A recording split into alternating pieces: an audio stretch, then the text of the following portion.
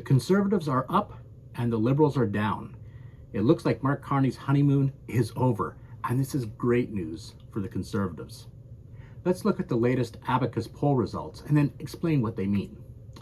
Considering committed vote intention, the Conservatives are sitting at 41%, now topping the Liberals, who are behind at 39%. This is the percentage of people who would vote Conservative if a vote was held today.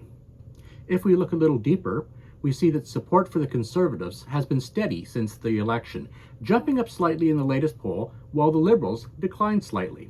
So, good news for the Conservatives. However, the NDP is sitting at just 7%, which is half their traditional support level. Since the Liberals are getting all this support, the NDP will need to make a dramatic recovery if the Conservatives are to solidify majority government territory. If the NDP plays their cards right, a leadership convention could give them a lot of free press and a jump in the polls. This is expected to happen on March 29th, 2026, in time for the next election. I can't stress this enough. The NDP needs to have a leader in place and a bump in the polls for the Conservatives to be able to win a definite majority. But now, let's look deeper, because Abacus also determined the best party to take on several issues. What you see here is that the Conservatives are well positioned on bread and butter issues. That includes the cost of living, housing, the economy, job security, and unemployment.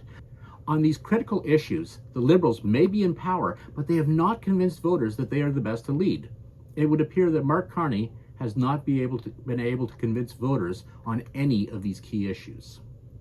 The Conservatives are also doing well on immigration, with a large percentage of voters unhappy with Liberal policies over the last 9 years. The Conservatives have a strong lead on crime and public safety. These are the issues that move people to vote.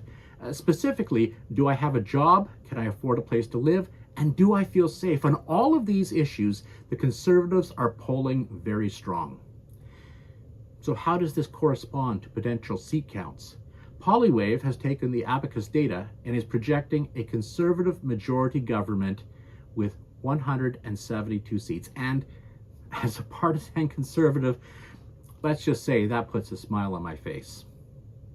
In the fall, two things are happening. First, Pierre Poilievre returns to the House. He's always been a strong debater.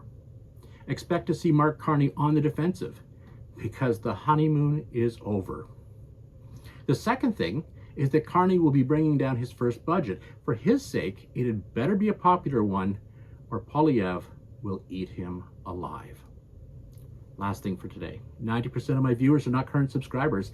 Can I ask you to subscribe? It would really encourage me to continue making original content. Thank you. Goodbye.